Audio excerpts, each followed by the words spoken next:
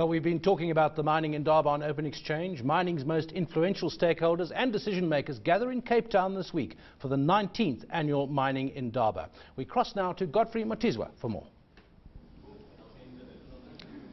Thank you, David. Indeed, we are live in Cape Town at the 19th annual meeting of the Mining Indaba, where some of the CEOs of the biggest companies in the world in terms of mining are gathered. Now, there's a lot of people that are here discussing mining issues, including sustainable development. And if I can just quickly give you some figures, David, I can tell you that there are more than 7,500 professionals who are here, international and influential professionals indeed in the mining sector who are here at this conference from 100 countries. The bulk of them, of course, they are African, 45, and we've got 1,800 companies represented here. Now, as I said in my introductory remarks, one of the issues that's being discussed at this meeting is sustainable development, and I have got with me here Aidan Davy. He is the Deputy President of the International Council on Mining and Metals, and they work with companies to try and improve governance as well as policies that aid communities where they operate. Aidan, thank you for your time. Now, we talk about sustainable development at a very opportune time, particularly within the South African context, given the events that we have seen in the past few months going back into last year. Now, South Africa has gathered a name over the century of a mining country, and yet at the same time we are now seeing issues boiling over in terms of governance, in terms of sustainability, in terms of getting communities involved with the companies where they operate. When you talk to international investors, what are they saying about the situation in South Africa? Godfrey, thank you for this opportunity to be here. You raise very pertinent questions about international investment in South Africa at a time when we are seeing very difficult events, very tragic events indeed, towards the back end of last year unfold.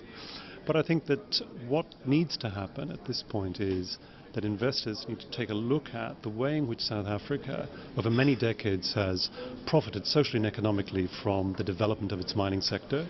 There needs to be ongoing dialogue and conversation in South Africa about how they can continue to do so.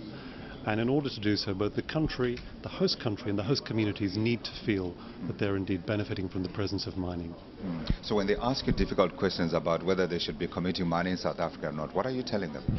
Well, two things. One, we're saying that it would be inappropriate for us as an organisation, the International Council on Mining and Metals based in London, to comment on the tragic events that unfolded here in South Africa last year.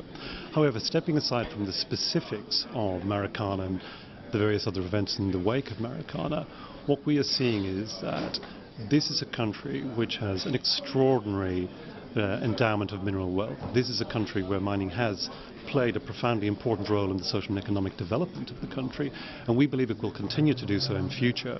But in order for it to do so, you need to get to a point of comfort both with government, crucially with government, but also with those host communities, that they can see benefits from mining taking place in their communities.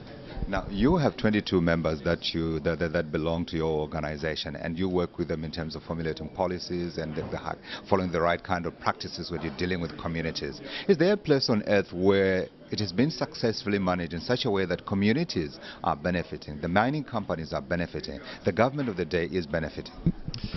I think there are many good examples that you can point to, but there is also a challenge for all companies, for all governments and for all communities. And that challenge is that when you look at mining, most of the larger benefits that flow from mining accrue at the national level. So in terms of foreign direct investment, in terms of export earnings, in terms of government revenues, the benefits from mining accrue at that national level.